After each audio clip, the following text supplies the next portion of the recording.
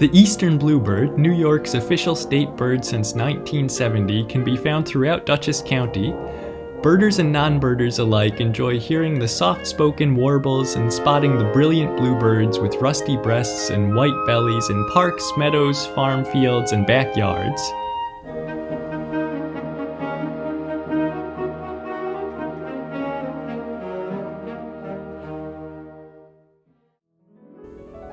It wasn't always like this, though. In the 1960s, bluebird populations were in serious decline due in large part to the loss of appropriate nesting cavities and competition for existing cavities from non-native introduced species like the house sparrow. Only 6 bluebirds were recorded in Dutchess County on the 1960 May census. In March of 1962, Florence Germond, one of Waterman Bird Club's original members, decided to do something about this, and the club constructed 22 bluebird nest boxes and installed them in the Pleasant Valley and Salt Point area, creating the county's first bluebird trail. That first year, 2 broods of bluebirds fledged from a nest box in Stanford for a total of 6 birds. In addition to the 1 bluebird box, 5 boxes were occupied by tree swallows, 4 by house wrens, and 1 box was taken over by house sparrows. Florence continued to coordinate trail monitors for the bluebird program and expand the trails until her death in 1994. The program continued to grow under the guidance of Peggy Fasciani, Barbara Michelin, Dorcas Brower, and now Susan Gilnack, who has served as the Club Bluebird chairperson since 2010. Still going strong, a testament to the success of the program can be seen in the 2021 May census numbers: 108 bluebirds. The bluebird nesting season extends from mid-March to September, during which a pair will raise from 1 to 3 broods of 3 to 5 chicks each. Bluebird parenting is no easy task, and as with any task, some are better at it than others. First, one must find a mate and a suitable nesting cavity. The male displays at his nest cavity to attract a female, bringing nesting material to the hole, going in and out and waving his wings. He must also put in a good bit of time defending his nest and territory from other bluebirds as well as from other species. The female builds the nest, loosely weaving together grasses and pine needles to form a cup, then lining it with more fine grasses. This could take anywhere from 3 to 12 days.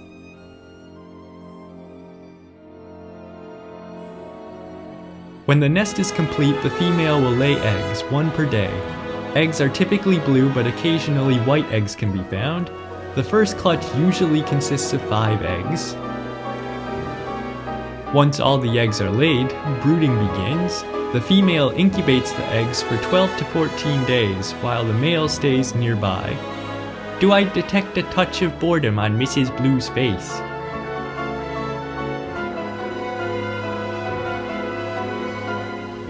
At last it is hatching day. All the babies hatch on the same day, and then the real work begins.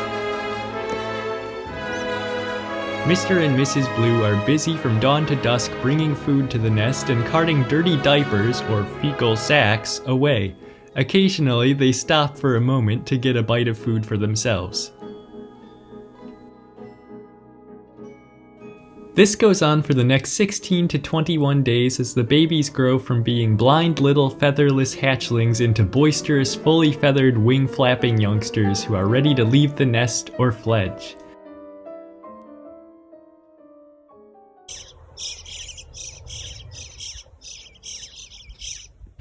Once they leave the nest, the parents continue to feed the fledglings on the ground for another 2 weeks or so, keeping them well hidden in the vegetation until the youngsters have better control over their wings and can begin to forage for themselves.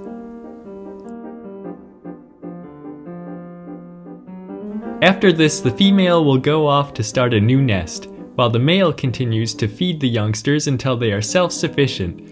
Then the cycle repeats, although this time some of the juvenile birds from the first brood may help feed babies in the second brood. If there is time and enough food still available, the birds may raise a third brood. Baby bluebirds can provide hours of entertainment should you be lucky enough to have them fledge in your yard. Whether it's the parents trying to keep track of the kids or the babies as they explore and learn life skills like foraging, bathing,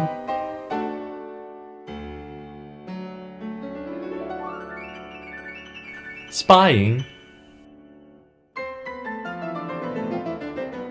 or cleaning lint from a sibling's belly button, there is always something to watch and learn.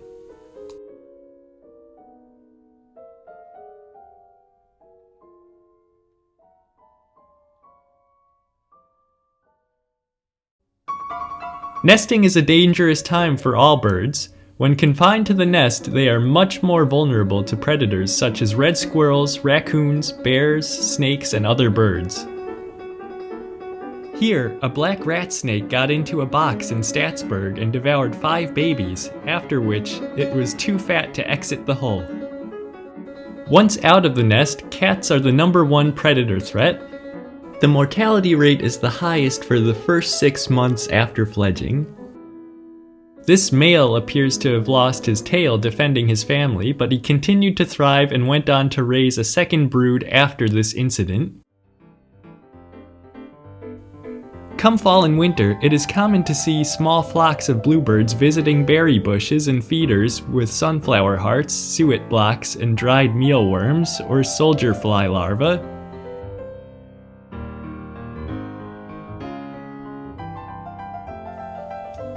A winter water supply is also a popular hangout.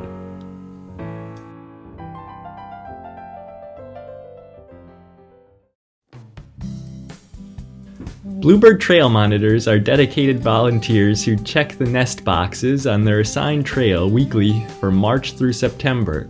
Currently, the club maintains and monitors about 463 nest boxes, along with another 30 or so backyard boxes. Each week, a monitor opens each box, records the date, box number, and what was found inside, including the species occupying the nest, the number of eggs, the number of hatchlings, and the number that fledged.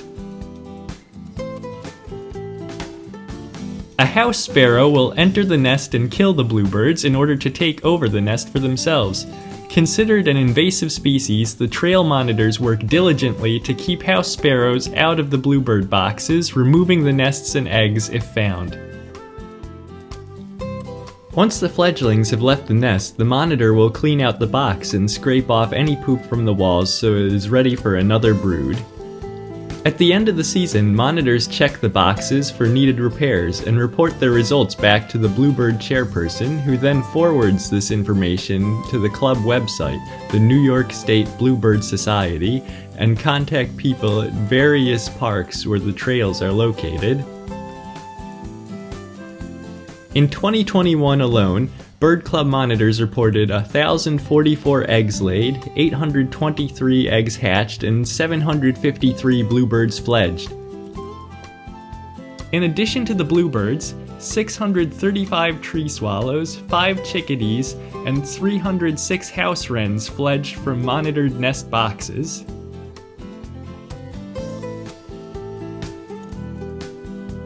Currently, there are 20 trail monitors and 5 backyard monitors. Many hands make light work, so please consider volunteering. There is no hazard pay. You may get dive bombed by a bird defending its nest as you approach a box.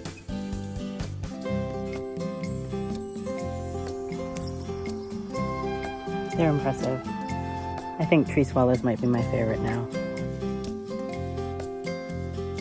But the reward of getting an up-and-close view into the lives of nesting birds is priceless. Over the life of the program since 1962, 33,929 bluebirds have fledged from Bluebird Trail nest boxes. Congratulations to the Waterman Bird Club on such a successful bluebird conservation project. And now, let's take a few minutes to recognize and thank our current nest box monitors.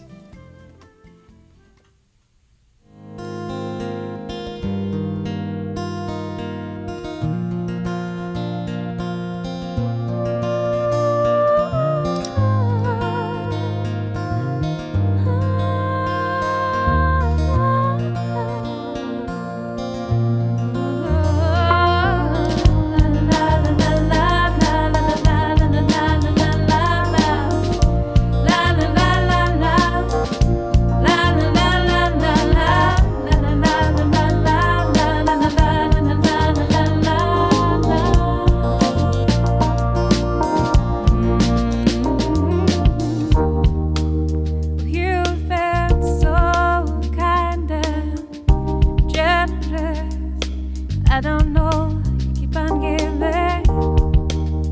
For your kindness, I'm in debt to you. For your selflessness, my admiration. For everything you've done, you know I'm bound to thank you for it. La la la la la la la la la la la la la. La la la la la. La la la la la la. La la la la la la. La la la la la la. Hey, hey, hey, hey, hey. You've been so kind and generous. I don't know how you keep on giving.